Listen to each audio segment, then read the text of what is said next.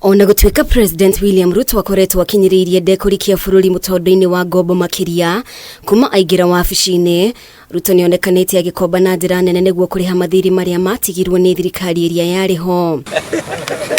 Nona gukiri uguo mutongoria wa bururi nianirire thirikari gukorwo irihite ciringi birioni 218 ngombo ya Eurobond hari ciringi birioni 291.7 mieri ina mbere ya riria irabatie gukorwo irihite. Yesterday marked a significant financial milestone for Kenya as we successfully settled the buyback of a substantial part of the $2 billion 2014 Euro bonds that were scheduled to mature on the 24th of June 2024 by paying $1.5 billion raised on 12th February 2024. Ruto ugite ni kinya thirikari ikinyukitie niguo kuhoreria aigithia kuuma nanja wa bururi aria mwihoko wao no hoti wa bururi wa Kenya wa kuramata mathiri maguo urabitie gukundera. The successful execution of both the buyback and the new bond issue demonstrates strong investor confidence in Kenya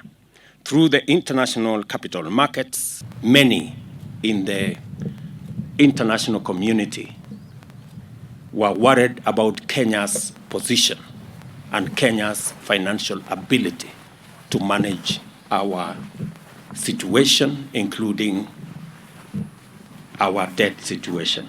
President no augite kwa ihinda riri bururi wa Kenya nduri ithabu-ini ria mabururi maria mari hatikaini ya kuhurirwo ngengere ni kuremwo kuriha mathire undu uria umanite na thirikari gukorwo inyihitie mahuthiro mayo na ho kunyihia woi wa ngombo itarabatarania. I can now confidently say Kenya is no longer in the list of the countries that run the risk of debt default, thanks to the collective effort that has been done by my team at the Treasury and by the whole of government approach. The successful turnaround has pulled Kenya away from the brink of debt distress, put our finances in good working order.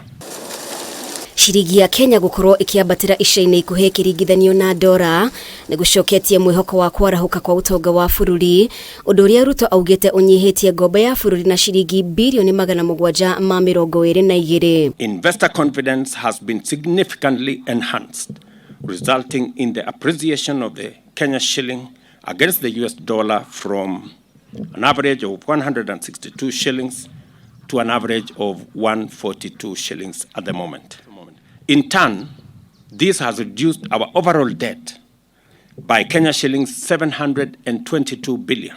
Ona gukiri uguo munini wa muthurimi wa mathabu ma thirikari Joyce Ndung'u ni aratariirie ugwati uria wiho thirikari igithie na mbere kuoya ngombo cia Eurobond niguo irihe mathiri mange undu uria kuringana nake ndugukorwo na umithio kwa ihinda iraya kuona shiringi ya Kenya kwa ihinda riri ndire na murugamo ungihokeka. Kenya's reliance on Eurobonds has raised concern about debt sustainability.